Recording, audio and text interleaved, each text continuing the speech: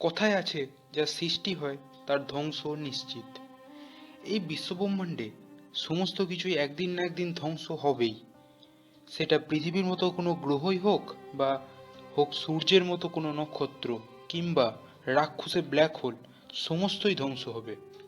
এই বিষয়ে আলাদা করে বলবার কিছু নেই, কিন্তু যেটা বলার সেটা হলো ঠিক কতদিনের মধ্যে পৃথিবী ধ্বংস হবে এবং কিভাবে হবে। যদি একটু গভীরে আলোচনা করা হয়, তাহলে পৃথিবীর ধ্বংসটাকে দুভাগে ভাগ করা যায়। এক, পৃথিবীর পুরোপুরি নিশ্চিহ্ন হওয়া, এবং দুই, মানব সভ্যতা ও প্রাণীকুলের বিনাশ। যদি পৃথিবীর ভেতরে কোনো বড় বিস্ফোরণ হয়, তাহলে পৃথিবী কতগুলি ছোট বড় টুকরোয় পরিণত হবে। আর যখন আসবে মানব সভ্যতা ধ্বংসের কথা, তাহলে আপনাকে দেখতে হবে পুরো ভিডিওটি। প্রথমে আমরা আলোচনা করব কিছু ঘটনা এবং বৈজ্ঞানিক ব্যাখ্যার ব্যাপারে, যা মানব সভ্যতাকে ধ্বংস করে দেবে। তো চলুন ভিডিওটি শুরু করা যাক।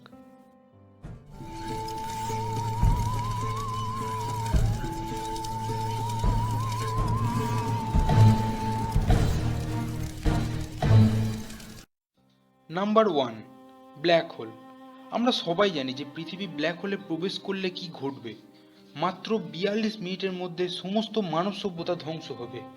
আর যেদিন সূর্য ধ্বংস হবে বা ব্ল্যাক হোলে পরিণত হবে, সেদিন মানব জাতিকে ধরেই নিতে হবে যে এবার তাদের ধ্বংস নিশ্চিত। নাম্বার টু, চাঁদ। চাঁদ নিজে নিজেই ধ্বংস হবে কিনা সেটা নিয়ে কোনো গবেষণা হয়নি, কিন্তু যদি চাঁদ ধ্বংস হয়, তাহলে মানব সভ্যতারও শেষ দিন ঘনিয়ে আসবে। সূর্যের এবং চাঁদের আকর্ষণ বলের প্রভাবেই পৃথিবীর সমুদ্রে জোয়ার ভাটার নিয়ন্ত্রণ হয়। যদি চাঁদ বা সূর্যের স্থান পরিবর্তন হয় বা ধ্বংস হয়, তাহলে সমুদ্রে বড় বড় ঢেউ সৃষ্টি হবে, এবং তারপর কি হবে তার বলার দরকার পড়বে না। স্কিয়ারি নেটওয়ার্কে এরপর আমরা আলোচনা করব কিছু ভবিষ্যৎবাণী নিয়ে, যার মধ্যে বিভিন্নভাবে পৃথিবীর ধ্বংসকে বর্ণনা করা হয়েছে। মায়ান সভ্যতার ভবিষ্যৎবাণী। মায়ান সভ্যতা ভবিষ্যৎবাণী করে যে 2012 সালে পৃথিবীর ধ্বংস নিশ্চিত। এটা দেখা যায় মায়ান সভ্যতার ক্যালেন্ডারে। 2011 সালে চর্চায় আসা এই ভবিষ্যৎবাণী অনেক মানুষ বিশ্বাস করে ফেলেছিল। মায়ান সভ্যতার ক্যালেন্ডারে 21শে ডিসেম্বর 2012 সালের পর কোনো তারিখই ছিল না, কারণ তারা মনে করেছিল সেটাই পৃথিবীর শেষ দিন। কিন্তু আমরা সবাই জানি এই ভবিষ্যৎবাণী ভুল প্রমাণিত হয়েছিল। লিওনার্দো দা ভিঞ্চির ভবিষ্যৎবাণী। আমি নিশ্চিত যে আপনি এই নামটির সাথে ভালোভাবেই পরিচিত। আর হবেন নাই বা কেন? একজন চিত্রশিল্পী, বৈজ্ঞানিক, গণিতজ্ঞ, আরও কত কি বিষয়ে তিনি উল্লেখযোগ্য হয়ে আছেন। তার মতে 4006 সালে সমুদ্রের বুক থেকে একটি বিশাল আকৃতির ঢেউ উঠে আসবে। শুরুটা হবে 21শে মার্চ 4006 সালে, এবং মানব সভ্যতা পুরোপুরি শেষ হয়ে যাবে 1লা নভেম্বর 4006 সালে। তিনি আরও বলেছেন, আবারও নতুন করে পৃথিবীতে প্রাণের সঞ্চার ঘটবে এই বিনাশের পরে। বাবা ভাঙ্গার ভবিষ্যৎবাণী। বাবা ভাঙ্গার করা বেশ কিছু ভবিষ্যৎবাণী বর্তমানে সঠিক প্রমাণিত হয়েছে, তাই একজন ভবিষ্যৎবার্তা হিসেবে তিনি অত্যন্ত জনপ্রিয় হয়ে আছেন। তিনি পৃথিবীর শেষ দিনের যে ভবিষ্যৎবাণীটা করে গেছেন সেটা অন্য ভবিষ্যৎবাণীগুলির থেকে অনেকটাই আলাদা। তার মতে 5079 সালে পৃথিবীর শেষ দিন হবে, কিন্তু তার আগেও অনেক কিছু বলে গেছেন, যা শুনে এই ভবিষ্যৎবাণী অনেকের কাছে গ্রহণযোগ্য। তার মতে পরবর্তী 100 বছরের মধ্যে মানুষ কৃত্রিম সূর্য বানাবে। 2111 সালে মানুষ রোবটের মতো বসবাস করবে, অর্থাৎ মানুষ শুধুমাত্র রোবটের মাধ্যমে কাজ সম্পন্ন করবে।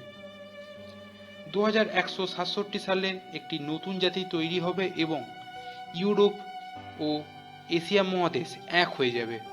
2271 সালে ফিজিক্সের সমস্ত ল চেঞ্জ হবে। তার থেকে 150 বছর পর মানুষ এলিয়েনের সাক্ষাৎ পাবে। 3005 সালে মঙ্গল গ্রহে মানুষ ও এলিয়েনের সবথেকে বড় যুদ্ধ হবে।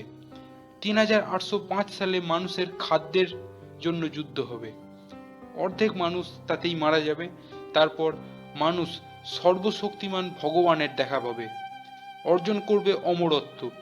4674 সালে মানুষ ও এলিয়েন মিলে অন্যান্য গ্রহে বসবাস শুরু করবে। মানুষ ও এলিয়েন একসাথে পরিবার গঠন করবে। টোটাল জনসংখ্যা হবে 350 বিলিয়নেরও বেশি।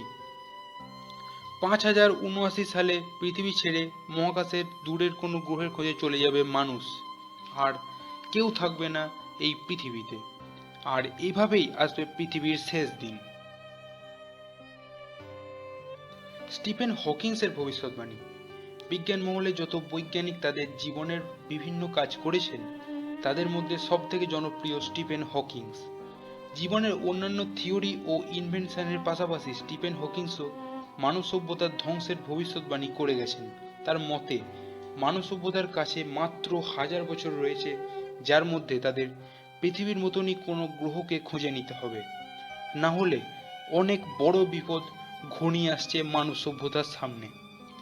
এ তো গেল বিজ্ঞানীদের করা অথবা ভবিষ্যৎবিদদের করা কিছু যুক্তিবাদী ভবিষ্যৎবাণী। আমি ব্যক্তিগতভাবে মনে করি যে প্রাকৃতিক দুর্যোগ বা অন্য কোনো কিছুর দ্বারা নয়, মানব সভ্যতা নিজের দোষের কারণেই ধ্বংস হবে। এবার সেটা পরমাণু বোমার বিস্ফোরণের জন্য হতে পারে, কিংবা বৃক্ষচ্ছেদনের জন্য হতে পারে। আর আপনাদের কি মতামত কমেন্ট করে অবশ্যই জানাবেন। প্রতি শনিবার একটি করে নতুন ভিডিও সন্ধ্যে 6টায় দেখতে আপনাদের কেমন লাগছে সেটাও জানাতে পারেন।